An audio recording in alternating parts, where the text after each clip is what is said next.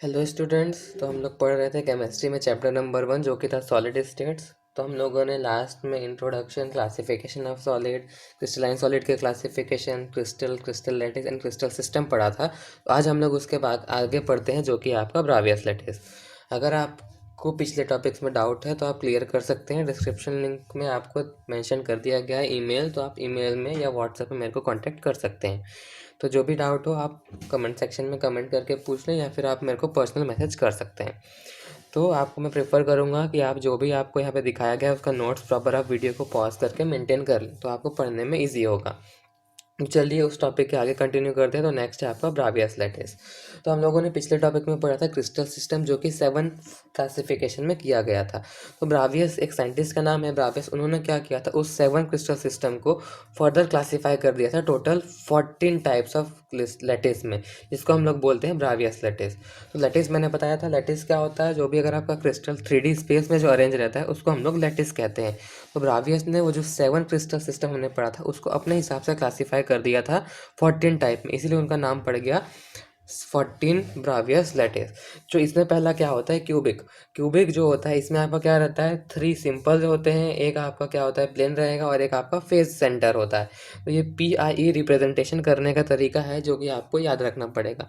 तो क्यूबिक जो होता है, जो आपने 7 आपको पढ़े थे, cubic, tetragonal, orthorhombic, monoclinic, hexagonal, rhombohedral और ट्राइक्लिनिक। यहाँ पे क्या थे, 7 क्रिस्टल सिस्टम। जो 7 क्रिस्टल सिस्टम थे वो आपके क्या हो सकते हैं, या तो आपका प्रिमिटिव हो सकता है, या तो आपका सिंपल हो सकता है, या तो आपका क्या हो जाएगा, फेस सेंटर्ड होगा। जो ट्राइगोनल होगा या तो P होगा या तो I होगा। सेम जो आपका ऑर्थोरोम्बिक होता है, ये 4 प्रकार के हो सकते हैं। सेंटर्ड हो सकता है, P हो सकता है, I हो सकता है या फिर F हो सकता है। सेम इसी तरीके से ब्रावियस ने इन सबको क्लासीफाई करके बताया था कि ये 3 तरीके के स्ट्रक्चर बना सकते हैं, ये 2 बनाएगा, ये 4 बनाएगा, ये भी 2 बनाएगा, ये 1 बनाएगा, ये भी 1 और ये भी 1 बना सकता है। उससे ज़्यादा ये कोई भी स्ट्रक्चर को फॉलो नहीं करेगा। जब आप इन सबको प्लस करेंगे तो आपका टोटल आता है क्या, 14। इसीलिए इनको हम लोग कहते हैं 14 ब्रावियस लैटिस। ये उतना कुछ खास इंपॉर्टेंट नहीं है। जो नेक्स्ट इंपॉर्टेंट टॉपिक है वो है आपका क्या, यूनिट सेल। यूनिट सेल क्या होता है, जैसे आपका जो घर होता है तो घर आपका ईंटा से बनता है, तो जो सिर्फ एक एक ईंटा है उस ईंटे को हम लोग कहते हैं यूनिट सेल। देखो, the simplest fundamental repeating unit of the crystal lattice which it is stacked over and over again to form a complete crystal. जैसे एग्जांपल बताऊं, जैसे ये मान लीजिए आपका एक क्यूबिक क्रिस्टल है, तो ये आपका क्यूब हो गया, ये आपका क्यूबिक क्रिस्टल।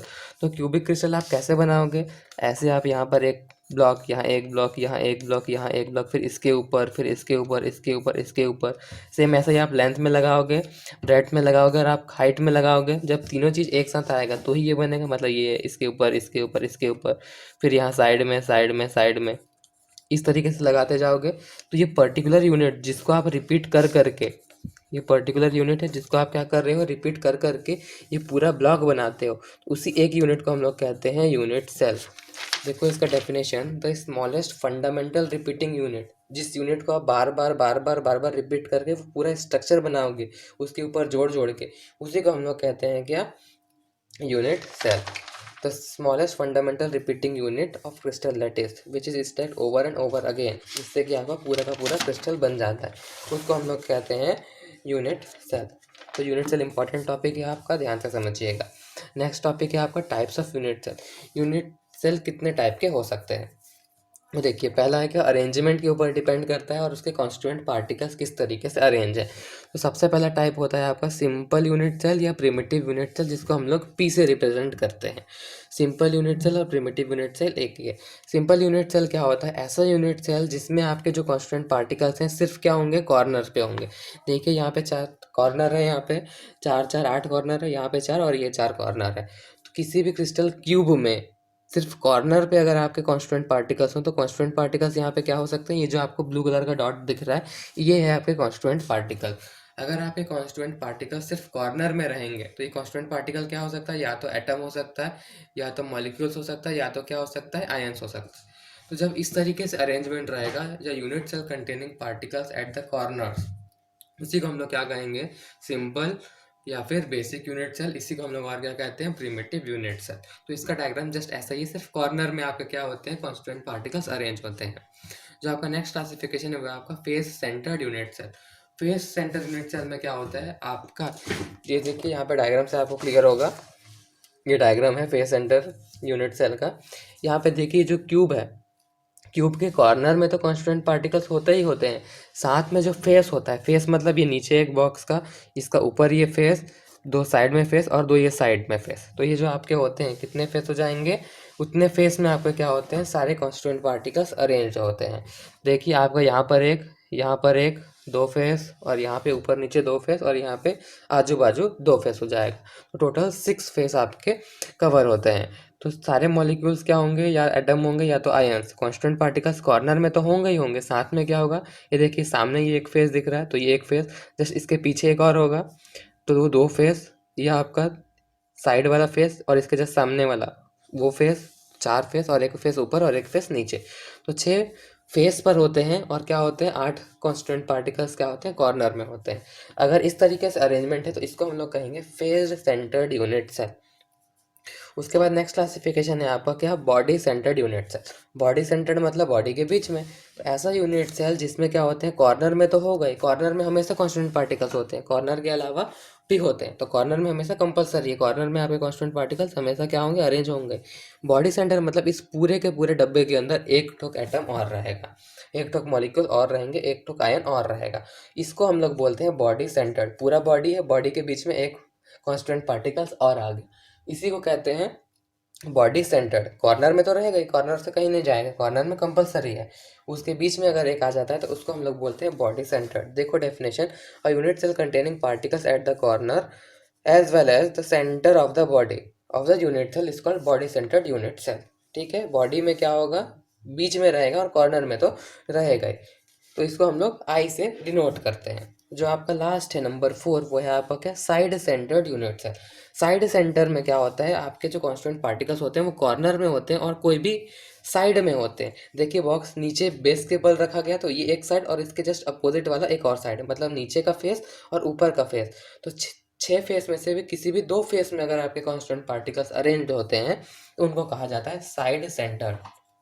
तो देखिए फिर से रिवीजन करते हैं, यूनिट सेल क्या होता है, simplest fundamental unit of any crystal lattice, जिसको अगर आप बार बार रिपीट करोगे तो पूरा का पूरा आपका क्रिस्टल लैटिस डेवलप होता है, उसको हम लोग यूनिट सेल कहते हैं। और जो आपका यूनिट सेल रहता है वो आपके 4 टाइप्स में क्लासीफाई होता है। जो आपका नंबर 1 है सिंपल यूनिट सेल, जिसमें सिर्फ कॉर्नर में होगा। नंबर 2 होता है आपका फेस सेंटर, जिसमें कि सिर्फ फेस पर होगा और कॉर्नर में होगा। जो आपका थर्ड है बॉडी सेंटर, बॉडी सेंटर में कॉर्नर में तो रहता है, साथ में बॉडी के बीच में एक। और जो आपका साइड सेंटर है, कॉर्नर में तो हमेशा रहेगा, कॉर्नर को छोड़ कर कहीं नहीं जाएगा। और साइड कहने का मतलब जिसके बल रखा गया है, तो ये देखिए नीचे फेस के बल रखा गया, तो इसके अपोजिट में एक और रहेगा कॉन्स्टिट्यूएंट पार्टिकल। तो ये होते हैं आपके क्या, 4 टाइप्स ऑफ यूनिट सेल्स। तो ये इंपॉर्टेंट है, आप इस वीडियो को पॉज करके नोट बता लेंगे। नेक्स्ट टॉपिक की हम लोग आगे बढ़ते हैं। तो नेक्स्ट टॉपिक है आपका क्या, कोऑर्डिनेशन नंबर। कोऑर्डिनेशन नंबर क्या होता है, कोई भी आपका कॉन्स्टिट्यूएंट पार्टिकल्स अपने पड़ोस के साथ कितना अटैच्ड है। जैसे एग्जांपल मान लीजिए ये कॉन्स्टिट्यूएंट एटम है, ये डायरेक्टली इसके साथ अटैच्ड है और ये डायरेक्टली इसके साथ अटैच्ड है, तो ये एटम इसके साथ अटैच है और इसके साथ डायरेक्टली अटैच है, तो इसका कोऑर्डिनेशन नंबर कितना हो जाएगा, 2। अगर मेरे को इसका निकालना है तो ये एटम के बाद यहाँ भी नहीं, यहाँ पे भी कोई नहीं है, यहाँ पे भी कोई नहीं, यहाँ पे भी कोई नहीं है, यहाँ से ये सिर्फ एक के साथ अटैच्ड है, इसीलिए इसका कोऑर्डिनेशन नंबर कितना हो जाएगा, 1। सिमिलरली अगर मैं इसको निकालना है, शेडेड वाले का निकालना है, एक यहाँ पे एटम है, एक यहाँ है, एक यहाँ, यहाँ पर, तो देखिए ये जो बीच वाला एटम है ये डायरेक्टली इसके साथ बॉन्ड बनाए, इसके साथ और इसके साथ, तो बीच वाले का कोऑर्डिनेशन नंबर कितना हो जाएगा, 4। मतलब आपका कॉन्स्टिट्यूएंट पार्टिकल्स डायरेक्टली कितने नेबर्स के साथ अटैच्ड है उसको हम लोग क्या बोलते हैं, कोऑर्डिनेशन नंबर। डेफिनेशन देखिए, the number of nearest neighbours मतलब एटम मॉलिक्यूल से ion of any constituent particle in crystal lattice is called its coordination number. आपका कोई भी पार्टिकल्स कितने नेबरों के साथ डायरेक्टली अटैच होता है वो कहलाता है क्या, कोऑर्डिनेशन नंबर। ठीक है, क्लियर हो गया, जस्ट एग्जांपल दिया हुआ है। नेक्स्ट आपका टॉपिक है पैकिंग ऑफ कॉन्स्टिट्यूएंट पार्टिकल्स। देखिए पैकिंग क्या होता है, हम लोग गिफ्ट पैक करते हैं तो पैक अच्छे से करते हैं कि कुछ चीज़ दिखे नहीं अंदर का, सेम यहाँ पे भी वही पैकिंग है। पैकिंग कहने का मतलब जब भी आपका क्रिस्टल फॉर्म होगा, कॉम्पैक्ट होगा, क्योंकि आपका सॉलिड है, सॉलिड एकदम कॉम्पैक्ट हो जाता है, तो उसी को हम लोग कहते हैं पैकिंग। किस तरीके से पैकिंग हो पाएगा कि जो सॉलिड है वो हमारा एकदम मजबूत बनेगा, एमॉर्फस सॉलिड नहीं बन जाए भुरभुरा टाइप हो के गिरने पे टूट जाए, उसी को हम लोग कहते हैं पैकिंग। तो जो आपका पैकिंग होता है वो 2D और 3D में किया जाता है। सबसे पहले आपका क्लोज पैकिंग इन 2 डायमेंशन। 2 डायमेंशन में जो पैकिंग होता है वो किस तरीके से होता है? जो 2D जो पैकिंग होती है उसमें सिर्फ एक्स एक्सिस या वाई एक्सिस कोई भी 2 एक्सिस एक साथ में प्रेजेंट होता है। तो इसमें जो सबसे पहला टाइप है वो है स्क्वायर क्लोज पैकिंग या फिर cubic close packing. Square close packing या फिर क्यूबिक क्लोज पैकिंग। इसमें देखिए, इसमें जो एटम्स होते हैं वो क्या होते हैं, एक के ऊपर एक अरेंज होते हैं, एक के ऊपर एक अरेंज होते हैं। कहने का मतलब ये आपका बीच में है, ये आपका इस तरफ, ये आपका इस तरफ, ये ऐसे, इस तरीके से क्या होते हैं, एक के ऊपर एक क्या होते हैं, अरेंज होते हैं। इसके ऊपर, फिर ये इसके ऊपर, इसके ऊपर, ये इसके ऊपर। इसके कारण क्या होता है, ये जो बीच वाला है, ये बीच वाला इसके साथ बॉन्डिंग बनाया, इसके साथ बनाया, इसके साथ बनाया, इसके साथ बनाया। ये वाला इसके साथ नहीं बनाया क्योंकि गैप है, ये इन दोनों के साथ बनाया है। इसी को कहते हैं स्क्वायर। देखिए ये स्क्वायर बन गया, ये कहलाता है स्क्वायर क्लोज पैकिंग। देखिए यहाँ पे डायग्राम अच्छे से बना हुआ है। ये क्या है, यहाँ पे टच नहीं हो पा रहा है, सिर्फ इसी के टच है।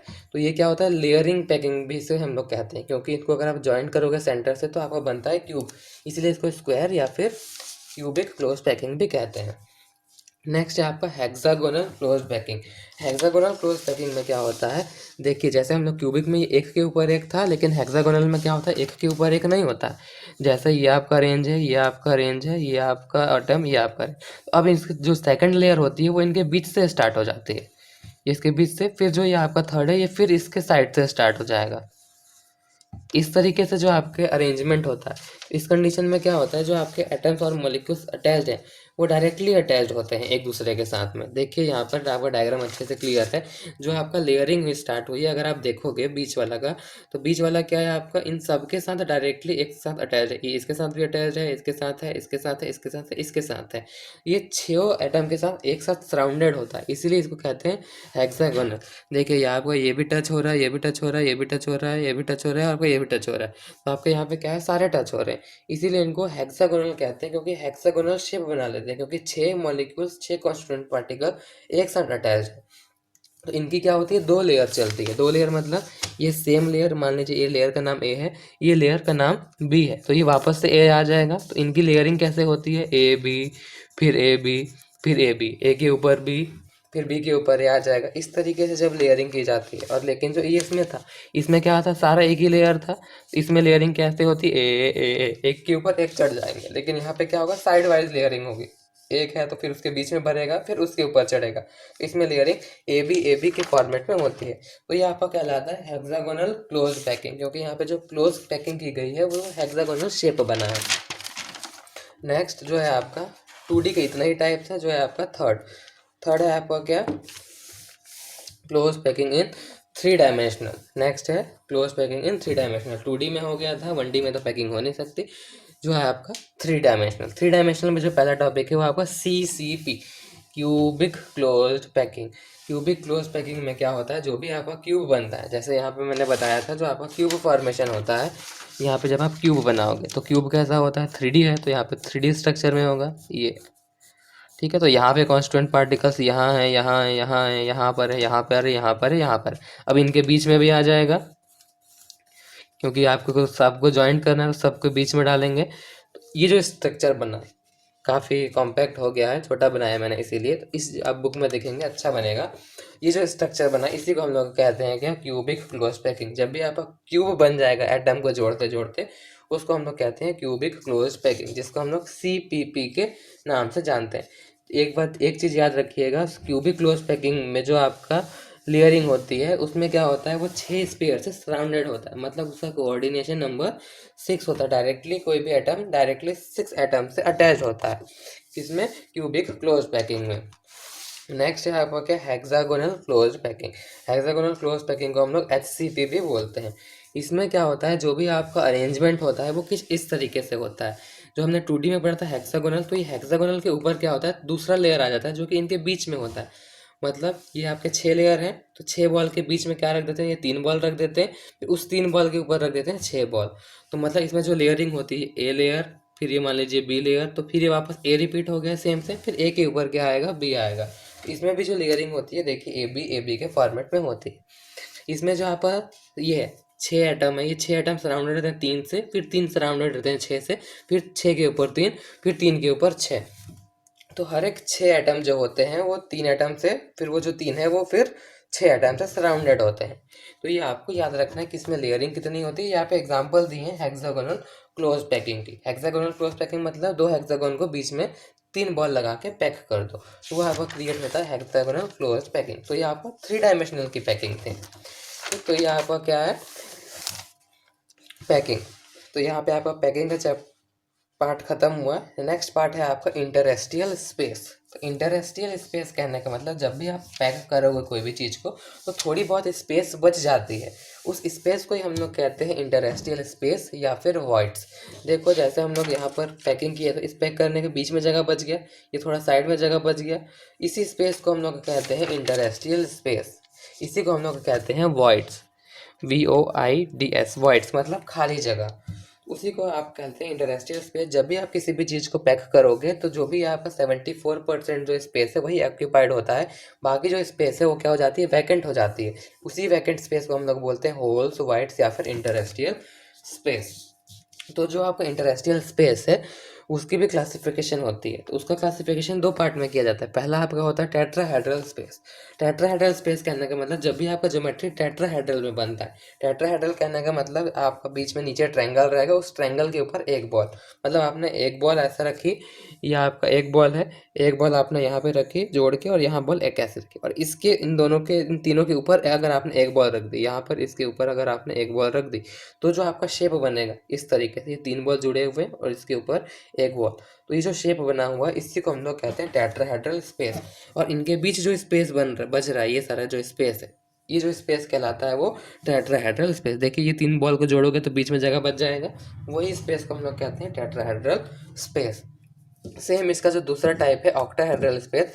सेम जब भी आप कोई भी ऑक्टाहेड्रल डायग्राम बनाएंगे, जब भी आपका कोई भी ऑक्टाहेड्रल क्रिस्टल बनेगा वो कहलाता है क्या, ऑक्टाहेड्रल स्पेस। तो ऑक्टाहेड्रल में क्या होता है, जस्ट आपका एक स्क्वायर रहता है, स्क्वायर के चारों में एटम रहेंगे और स्क्वायर के इस तरफ और स्क्वायर के इस तरफ एक एटम्स होते हैं। तो इसके कंडीशन में ये जो आपका स्पेस बच रहा है इन सब के बॉन्डिंगों के बीच, जब आप जोड़े हो उनके बीच जो आपका स्पेस बन रहा है उस स्पेस को हम लोग क्या कहते हैं, ऑक्टाहेड्रल स्पेस कहते हैं।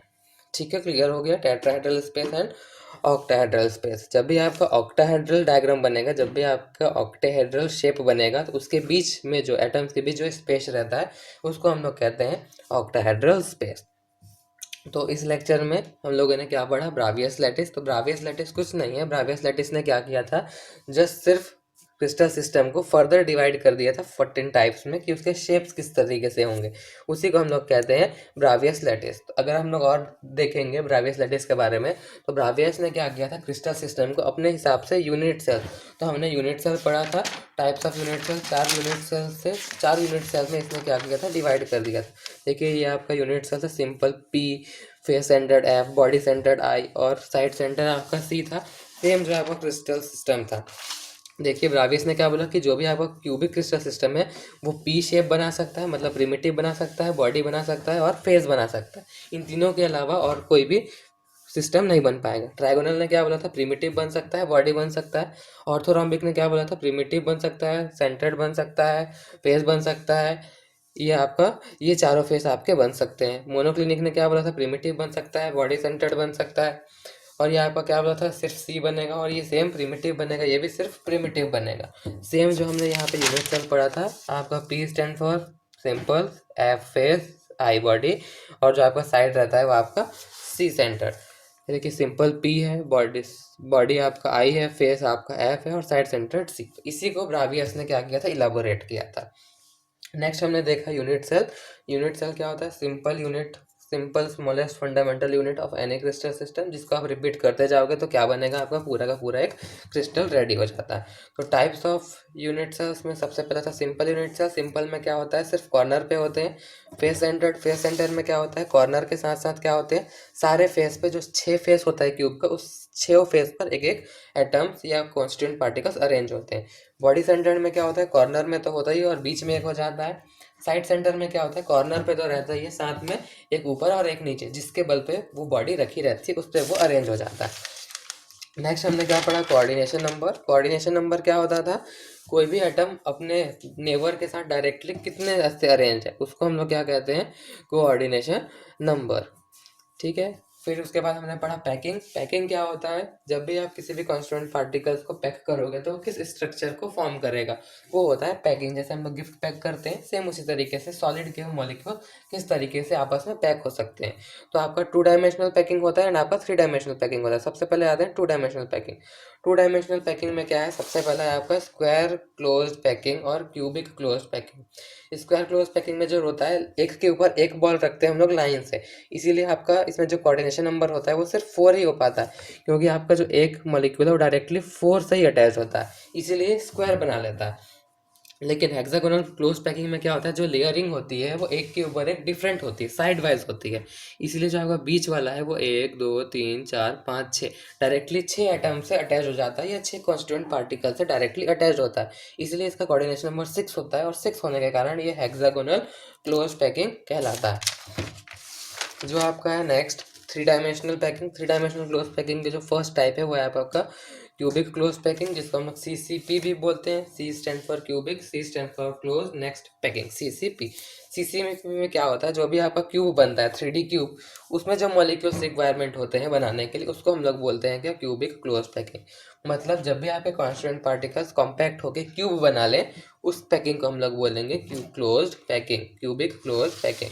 नेक्स्ट पार्ट है आपका क्या, hexagonal close packing. Hexagonal close packing में क्या होता है, जब हेक्सागोन के ऊपर ट्रायंगल, ट्रायंगल के ऊपर हेक्सागोन आ जाता है। डायग्राम में देखिए यहाँ पे क्या हेक्सागोनल पैकिंग हुई है, हेक्सागोनल पैकिंग के ऊपर क्या हुआ है, ट्रायंगल पैकिंग, ट्रायंगल पैकिंग के ऊपर वापस से हेक्सागोनल। मतलब जो भी आपके 6 मॉलिक्यूल्स थे, 6 एटम्स थे, 6 आयन, मतलब कोई भी कॉन्स्टिट्यूएंट पार्टिकल्स वो अनदर 3 से सराउंड रहेगा, और ये जो 3 सराउंडेड है वो किससे सराउंडेड होंगे, अनदर 6, मतलब हेक्सागोनल कॉन्स्टिट्यूएंट अरेंजमेंट में अरेंज होते हैं, इसीलिए हम लोग इसको बोलते हैं हेक्सागोनल क्लोज पैकिंग। नेक्स्ट है आपका क्या, इंटरस्टियल स्पेस। इंटरस्टियल स्पेस कहने का मतलब जब भी आपके मॉलिक्यूल्स आपस में कंबाइंड होते हैं तो उनके बीच स्पेस रह जाता है, उसी स्पेस को हम लोग बोलते हैं इंटरस्टियल स्पेस, या फिर वॉइड्स, या फिर होल्स।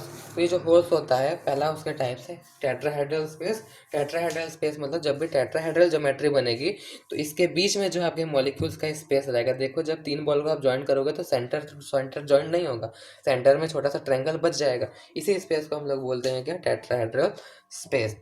सेम वैसा ही है आपका क्या, ऑक्टाहेड्रल स्पेस। ऑक्टाहेड्रल मतलब जब ऑक्टाहेड्रल शेप बनेगा, जब भी आपके कॉन्स्टिट्यूएंट पार्टिकल्स कॉम्पैक्ट होकर ऑक्टाहेड्रल शेप बनाएंगे। ऑक्टाहेड्रल शेप कैसा होता है, एक आपका स्क्वायर रहता है, स्क्वायर के एक साइड एक मॉलिक्यूल और दूसरे साइड, तो ये आपका 3D ज्योमेट्री बनता है, मतलब इस तरीके से, और ये ऐसे हो जाता है, यहाँ पे 1 2 3 4 और यहाँ पे दोनों एक रहता है, एक, ये आपका 1 2 3 4 और आगे पीछे एक, तो ये आपका ऑक्टाहेड्रल। तो इनके बीच में जो स्पेस बचता है उस स्पेस को हम लोग क्या कहते हैं, ऑक्टाहेड्रल स्पेस।